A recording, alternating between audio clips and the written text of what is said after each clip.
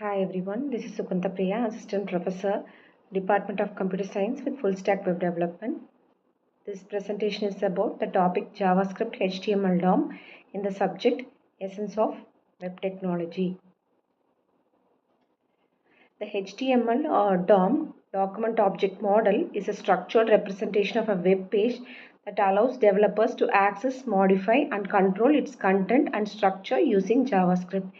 It powers most dynamic website interactions, enabling features like real-time updates from validation and interactive user interfaces. The HTML document object model DOM is a tree structure where each HTML tag becomes a node in the hierarchy. At the top, the HTML tag is a root element containing both head and body as child elements.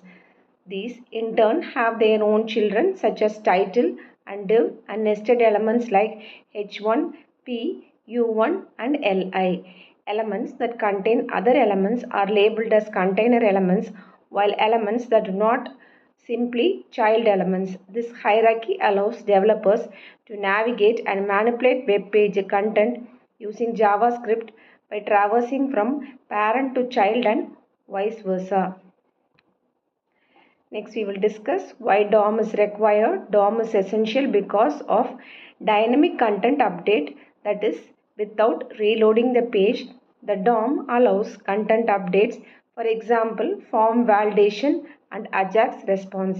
Next is a user interaction. Using user interaction, it makes your web page more interactive, for example, by responding to button clicks and form submission. Next is the flexibility. The flexibility allows the developers to modify or add or remove and styles in the real time. Next is the cross-platform compatibility. It is going to provide a standard way for the script to interact with the web documents, ensuring browser compatibility. Next, we will discuss how the DOM works. The DOM connects your web page to the JavaScript, allowing you to access elements like finding an h1 tag.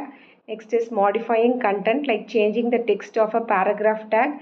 Next, react to events like a button click. Next is create or remove the elements dynamically.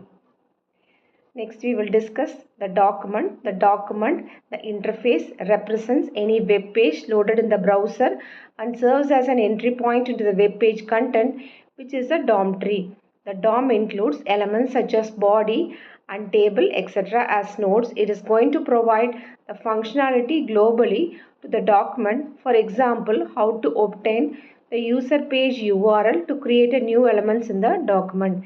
The HTML documents served with the text or HTML content type also implement the HTML document interface, whereas XML and SVG documents are implemented using XML document interface. Next, we will discuss about the interface.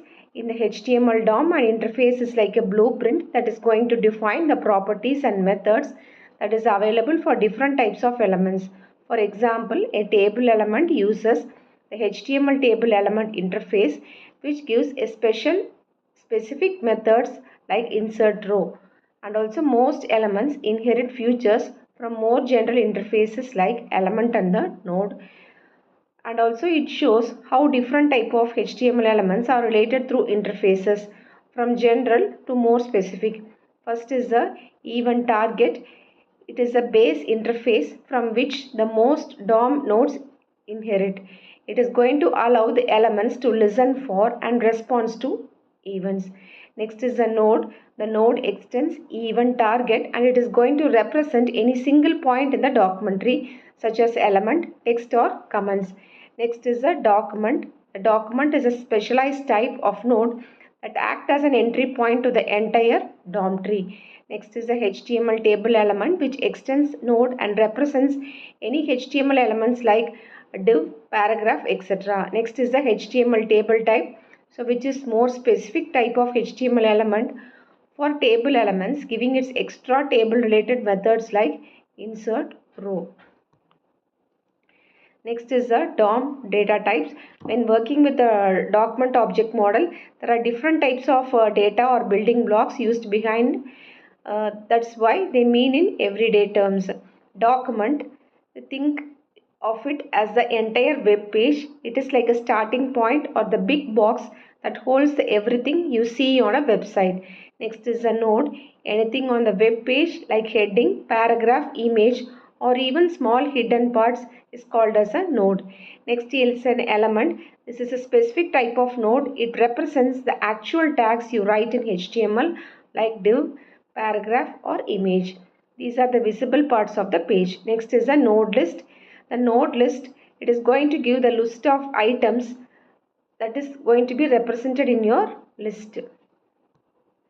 Next we will discuss about the commonly used DOM methods. First is a get element by ID. It is going to select an element by its ID. So the next method, get element by class name. It is going to select all elements within a given class.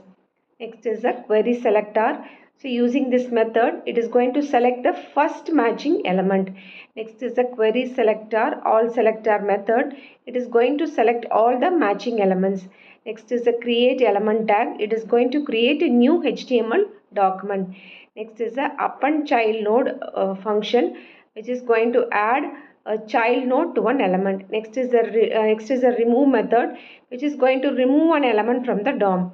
Next is the add event listener method, which is going to attach an event to the event handler to the element.